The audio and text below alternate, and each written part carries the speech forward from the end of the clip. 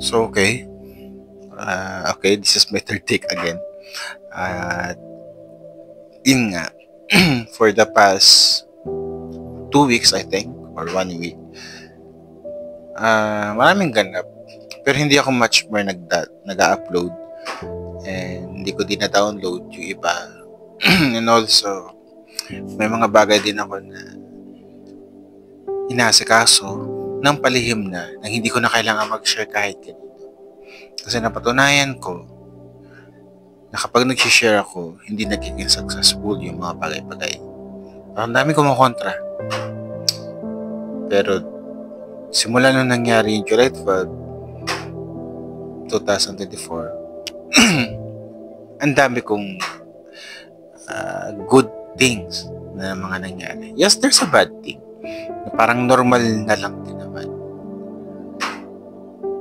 Ang daming positive things na nangyari sa akin. Since na hindi ako nagsasalita, since na hindi ako naglalabas ng emosyon, naglalabas ng komento, nananahimik, at hindi nakikisaw-saw sa mga kung anong mga usapin.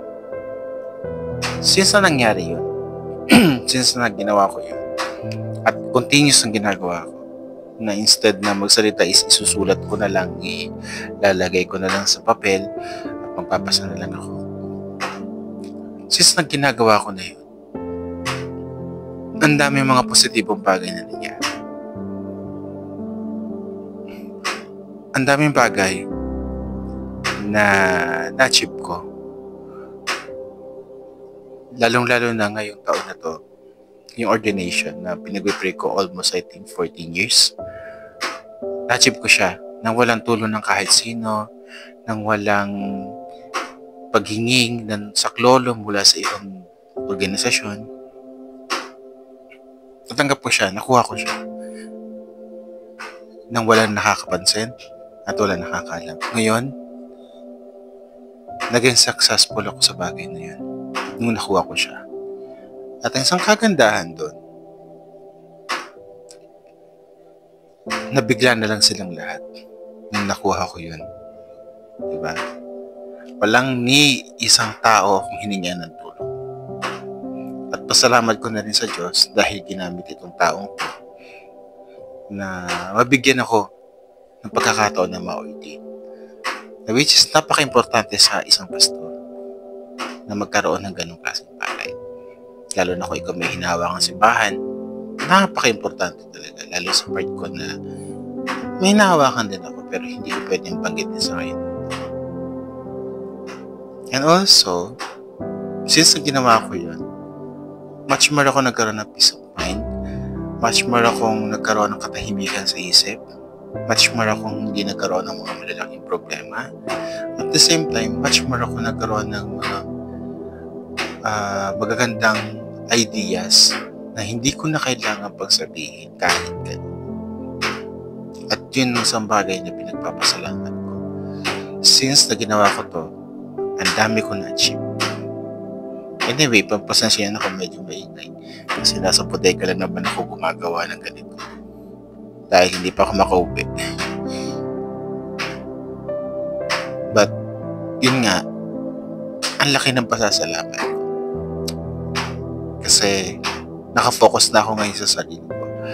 Nakafocus na ako ngayon sa mga bagay na dapat kong gawin sa sarili ko, nakasama ang Diyos, at kasama na rin ang katahimikan. Yung hindi ka nakikisali sa mga issue, hindi ka na nakikialam sa mga opinion nila, yung ayaw mo na makialam sa mga usapin nila, mga naririnig mo mga chichiboreching mga chismis. Alam mo, wala ka ng pake.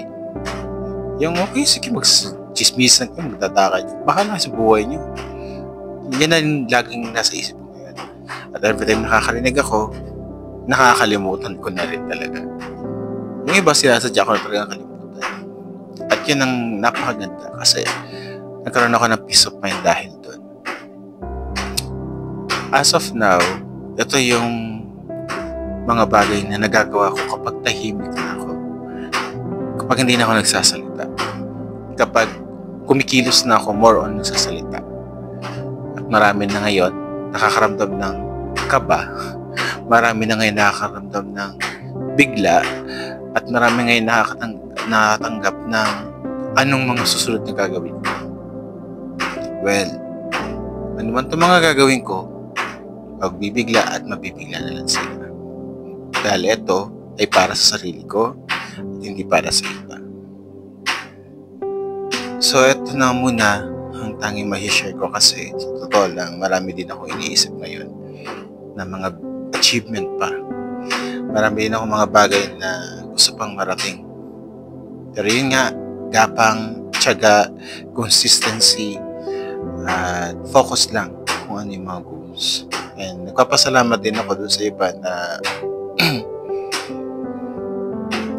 kinakongratulate ako, pinapasalamatan ako na sa pamamagitan ko, nagkakaroon sila ng inspirasyon na mas lalo pang tumibay yung pananampalataya nila sa Diyos.